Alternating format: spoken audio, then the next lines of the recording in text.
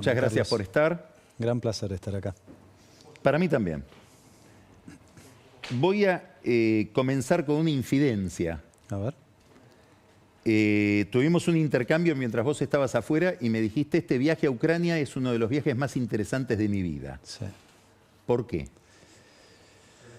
Empezá Por desde todo, cero, a sí. ver por qué fuiste, qué tiene que ver Prat Guy con todo esto. Claro. Bueno, yo estoy en el directorio de una fundación que se llama Brent Hearst Foundation, que se ocupa de mejorar la gobernanza y las instituciones en todo el continente africano, ¿no?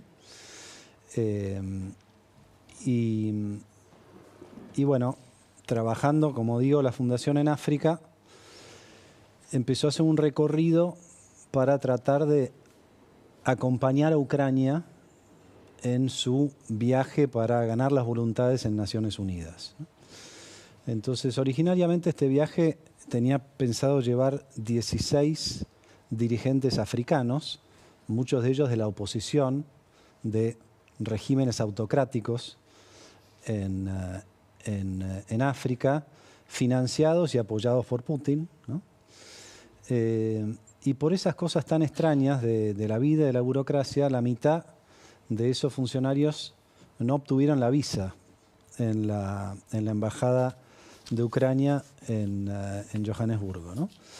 Entonces el viaje mutó violentamente y quedó en una cuestión entre los miembros del directorio y el staff de la fundación, a partir de una agenda que montó el director ejecutivo de la fundación, que se llama Greg Mills, que es un personaje muy especial, que ha estado en Afganistán en su momento. Estuvo el año pasado acá, creo, ¿no? Estuvo acá el año pasado, sí. Él estuvo combatiendo en Afganistán y estuvo en Afganistán una semana antes de que colapsara el soporte de Estados Unidos. Esa semana Cuando se retiraron. Cuando se retiraron, ¿no? Él estuvo ahí tratando de sacar gente de la manera que se pudiera, ¿no? Desde que estalló la invasión masiva de Rusia en Ucrania, y esto lo quiero subrayar porque aprendí cómo lo dicen los ucranianos. Los ucranianos no dicen desde que empezó la guerra. La guerra empezó para ellos muchísimo tiempo atrás.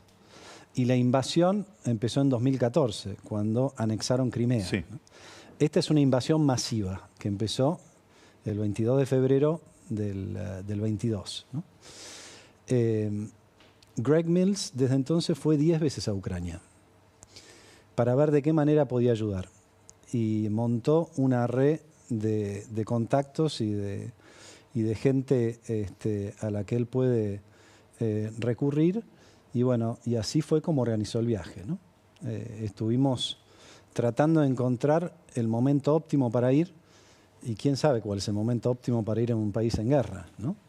¿Y qué viste ahí? Si tuvieras que sintetizar mucho de todo lo que viste. Bueno, vi de todo. A ver, yo nunca había tenido esa experiencia de estar en un país en guerra, ¿no? Y la fui teniendo de a poco, porque nosotros entramos por la frontera de Polonia, la frontera occidental, digamos, porque el espacio aéreo de Ucrania, lógicamente, no te puedes tomar un avión, ¿no? Y los trenes tienen todo tipo de problemas de seguridad y demás. Entonces íbamos en una combi, éramos 8 personas, más 2 miembros de la Fuerza Aérea de Ucrania que nos llevaban. Y claro, cuando cruzás la frontera ya es una experiencia, porque hay filas larguísimas de camiones de los dos lados, ¿no? Todo tipo de controles. Y ahí te imaginás los ucranianos. Entre Polonia y Ucrania. Entre Polonia y Ucrania, los ucranianos que se quieren ir, te preguntás quiénes son los que quieren entrar, ¿no? Entre los cuales estábamos nosotros, ¿no? Y es una cosa que va muy de a poquito, porque en la parte occidental no te enterás, por lo menos cuando estábamos nosotros, no te enterás que está en guerra el país hasta que empezás a ver algunas cosas, ¿no? ¿Cuándo te empezás a dar cuenta de que estás...? Bueno, tengo esta, no sé si se alcanza a ver esta pulsera. A ver, Rossellini. Que tiene los colores de Ucrania. Ahí está, por perfecto. supuesto los de Boca Ahí también. Sí, sí. Te viene bien, ¿no? Sí, me viene bien, me viene justo. Unbroken se llama un hospital de altísima tecnología que reconstruyeron los ucranianos a partir de la guerra, con fondos suizos, alemanes, suecos, franceses. Se llama Unbroken porque tiene el juego de palabras, ¿no? No nos van a romper la voluntad, pero tampoco nos van a romper los miembros. Y lo que vimos ahí ya fue la primera parada, espeluznante, ¿no? Ya pasaron 18.000 personas por Unbroken, que queda, como te digo, a 1.000 kilómetros de la línea de fuego, ¿no? Los traen para, bueno, básicamente atenderlos. Como si se estuvieran peleando en Córdoba. Exactamente. Y bueno, todos estos pacientes han perdido 1, 2 brazos, 2 piernas, lo que sea. Y ves la última tecnología, ¿no? Y es bastante impactante ver la última tecnología, pero también ves los soldados, y no solamente soldados, ¿no? Civiles que han sufrido el impacto de un misil y que perdieron un brazo, que perdieron algún miembro. Y lo más impactante, hicimos el recorrido de ese hospital, la directora del hospital nos contaba, ustedes ven el dolor físico o las consecuencias físicas de la guerra, pero mucho más grave es lo que sucede en este pabellón, el pabellón psicológico, ¿no? Donde están los afectados psicológicamente por la guerra, ¿no? Y esa fue la primera aproximación a que, bueno, es un país en guerra y le están pasando cosas terribles, ¿no? Ahora, te quiero llevar a algo más general, a partir de un hecho anecdótico. Yo lo conocí a Greg Mills a través de otro amigo tuyo, que es Leopoldo López, ¿no? Sí. Líder de la oposición venezolana, exiliado en Madrid. Vos decías recién, opositores a regímenes autoritarios africanos financiados por Putin. Acabamos de contar, es la noticia de esta tarde, que el gobierno de Maduro pide la captura de González Urrutia, que es el candidato que por consenso general ganó las elecciones. ¿Por qué no nos contás, mirando desde Ucrania, mirando desde esa invasión masiva, qué visión tenés del fenómeno autoritario hoy en el mundo? Bueno, primero 2 puntos de contacto muy obvios entre Ucrania y Venezuela. Son 2 países que han tenido la diáspora más grande de los últimos tiempos, ¿no? En Venezuela se fueron 6, 7 millones de venezolanos desde que empezó el régimen de Maduro. En Ucrania, desde que empezó la guerra o desde que la invasión masiva de Rusia, se fueron alrededor de 5 millones de personas. Esta es la primera cuestión. La segunda cuestión es que Ucrania viene tratando de sacarse de encima un régimen autocrático como el de Putin, prácticamente desde el inicio mismo de la vida política de Putin, ¿no? Ucrania se independizó en 1991. Nos contaba una anécdota extraordinaria un miembro de la Rada del Parlamento ucraniano. La fecha es el 24 de agosto del 91. Y el 8 de agosto del 91 va Ronald Reagan a dar un gran discurso a la Rada, ¿no? Imagínate, presidente de Estados Unidos. Y todo el foco del discurso de Reagan era: señores, tienen que apoyar a Gorbachov. Tienen que hacer un frente común con todas las otras repúblicas socialistas soviéticas, porque Gorbachov es el campeón de la libertad, fíjate qué interesante, que los va a salvar a todos. 3 semanas después de que el presidente de Estados Unidos le fue a dar ese consejo, Ucrania se independiza por completo y inicia este camino de tratar de despegarse del régimen autoritario de Putin. En esta visita estuvimos con Víctor Yushchenko, no sé si lo estoy pronunciando bien, que fue presidente de Ucrania, fue electo en el 2004, en la primera revolución, te acordarás, la Revolución Naranja, después vino la de la Dignidad, 10 años más tarde. Básicamente, del 91 en adelante, los presidentes de Ucrania intentan acercarse o despegarse de Rusia. Y bueno, Víctor Yushchenko, vos te vas a acordar que durante la campaña del 2004 fue envenenado por la KGB. Claro. Le tuvieron que hacer 30 cirugías porque se le deformó por completo la cara. Estuvo a esto de morir, ¿no? Y bueno, él nos contaba, la KGB no quería un presidente de Ucrania que buscara despegarse de Rusia, ¿no? O sea, los métodos, fíjate, te estoy hablando de hace 20 años, ¿no?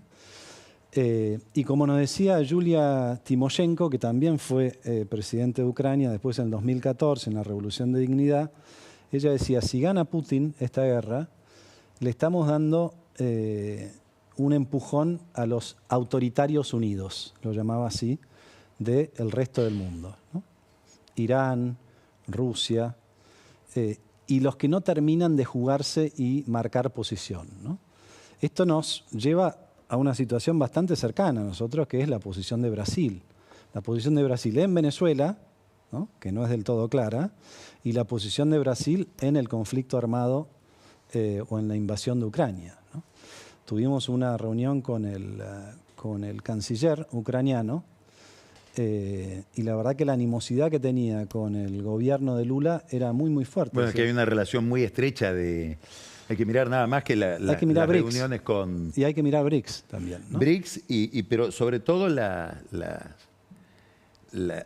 vinculación muy, muy estrecha con el canciller de Rusia. Con... Lavrov, ¿cómo se llama? Sí. Lavrov.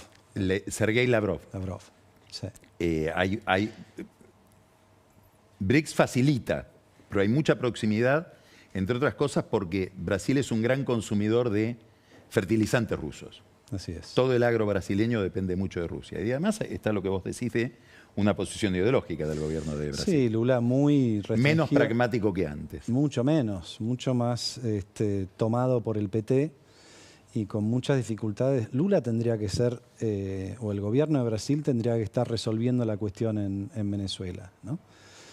Cuestión que no se resuelve y no sé realmente, vos me preguntabas, Carlos, no sé cuál es la solución. ¿Y qué pasa, qué suponés, cuál es el destino de esa guerra en Ucrania, sobre todo si lo vinculás con el resultado de la elección en Estados Unidos?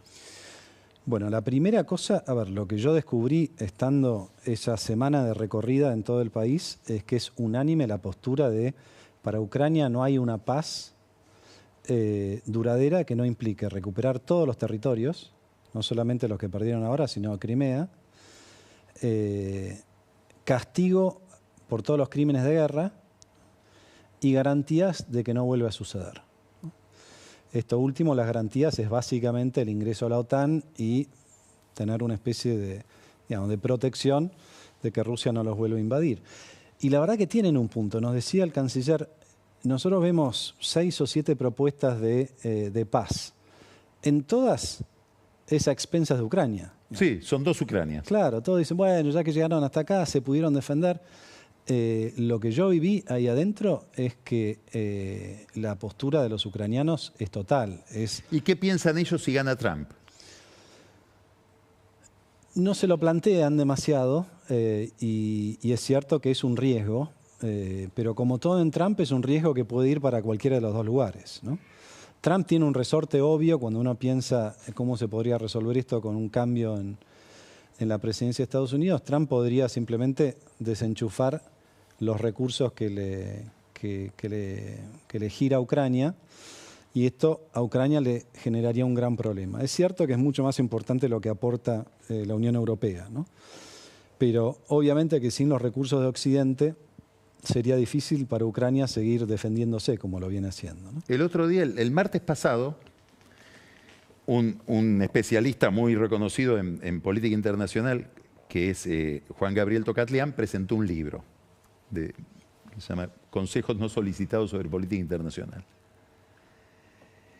Y se planteaba esta hipótesis, ¿no? Digamos, gana Trump, Trump favorece una solución favorable a Putin en Ucrania. ¿Y qué pide Trump a cambio?, se preguntaba Tocatlián. Y se voy a decir algo que puede resultar disparatado. Venezuela. Es decir, que Putin desenchufe a los venezolanos y que caiga Maduro a cambio de, como si hubiera un hilo secreto entre esas dos escenas que vos estabas relacionando recién. Interesante. Bueno, falta Medio Oriente también, ¿no? Porque en toda la política internacional de Trump, a ver, yo creo que lo que... ¿Y qué hace China con Rusia también? También, pero lo que están pensando los estrategas de Trump es ¿por qué les interesaría un final de conflicto? Bueno, por muchas razones, pero una principal de la que no se habla es si hay paz en Ucrania y en otras regiones del mundo puede bajar fuertemente el precio del petróleo, ¿no? Y eso lo pondría a Trump en un casillero de, vieron, yo mejoré lo que Biden hizo mal, porque todo el electorado norteamericano le factura en estos momentos a Biden la suba de la inflación, ¿no? Entonces, Trump además tendría una política bastante más dura contra China, más proteccionista, ¿no? Y seguramente mucho más dura en todo lo que es la frontera de inmigración.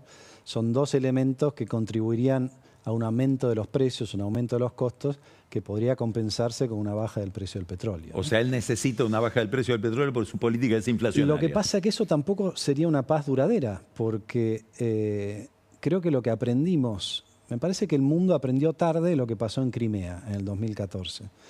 Mira, Carlos, yo me acuerdo 2016, 2017 por ahí,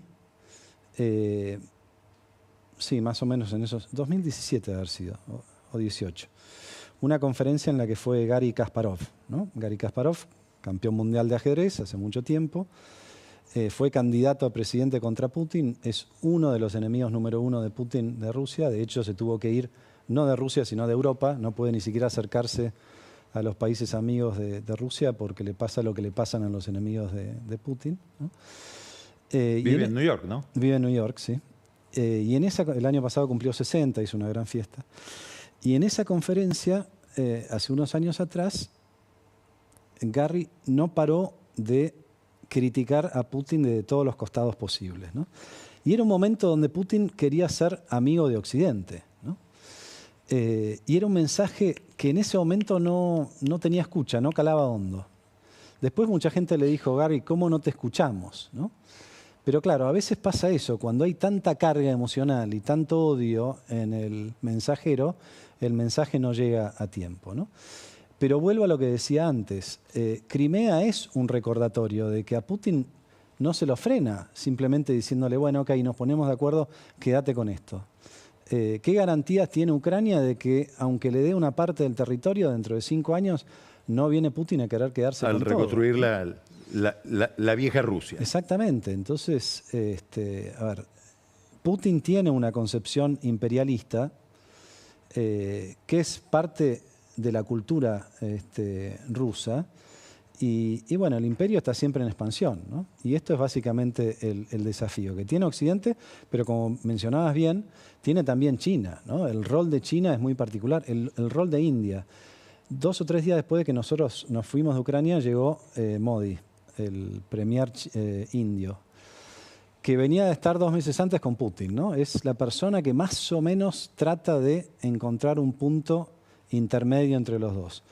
Y fue muy bien recibido por Zelensky y demás, pero las efectividades conducentes hubo muy poco, ¿no? Y vos me preguntabas qué es lo que me impactó. Cuando vos recorres Ucrania... Son, como en el caso de Brasil, India es un gran consumidor de tecnología y de material de defensa de Rusia.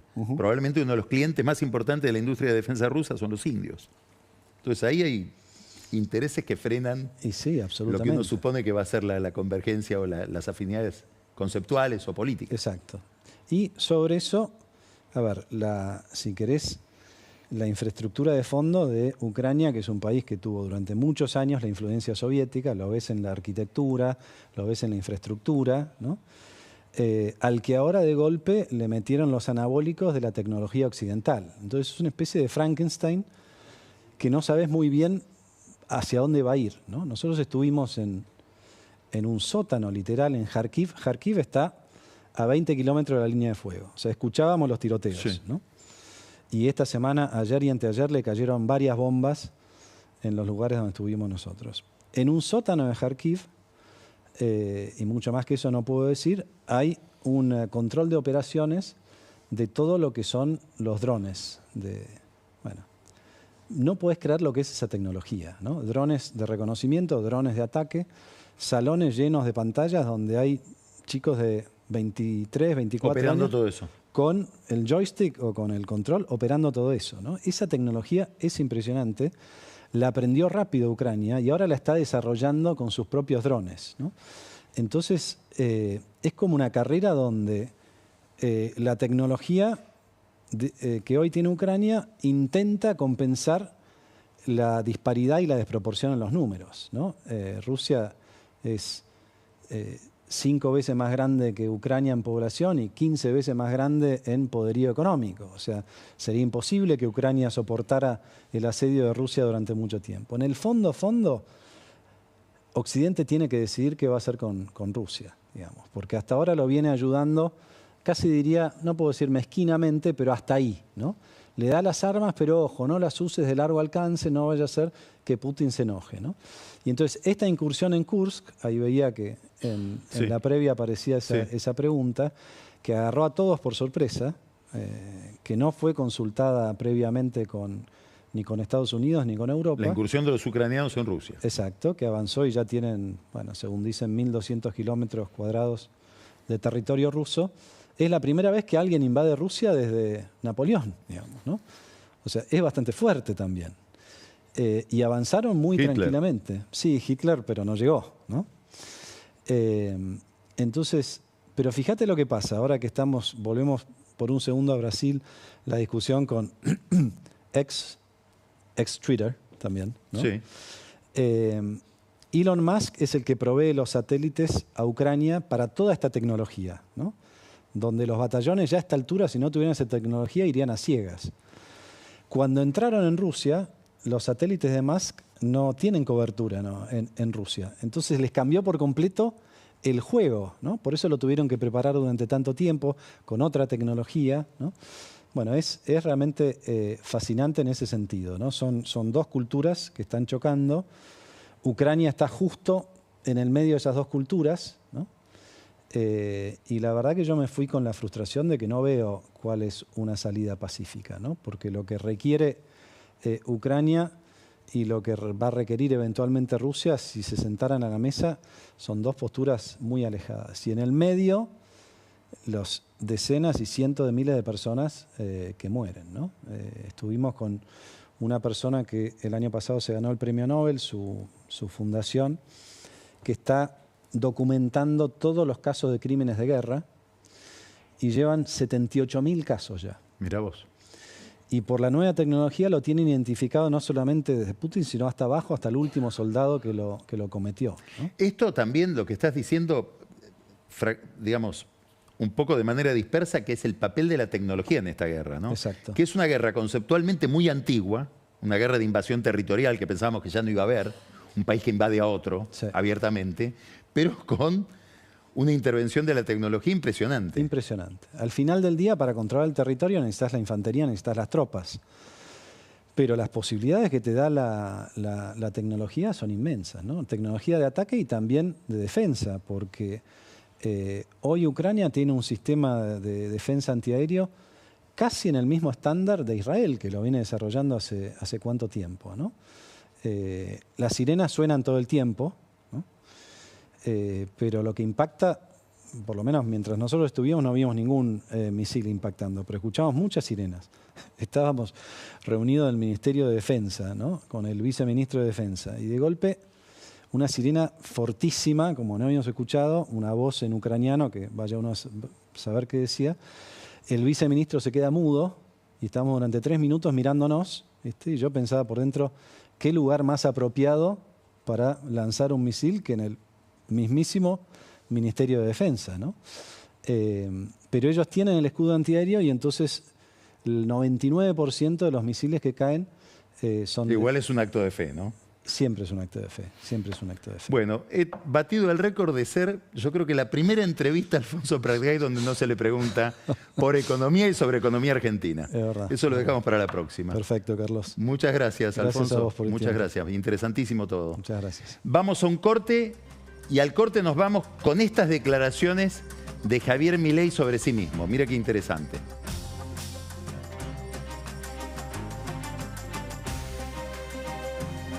Soy considerado el máximo exponente y defensor de las ideas de la libertad en el mundo. De hecho, en estos días vino Ágata de la Prada, Luis de la Prada, ¿sí? Y todos los periodistas sorprendidos por las cosas maravillosas que dicen de mí.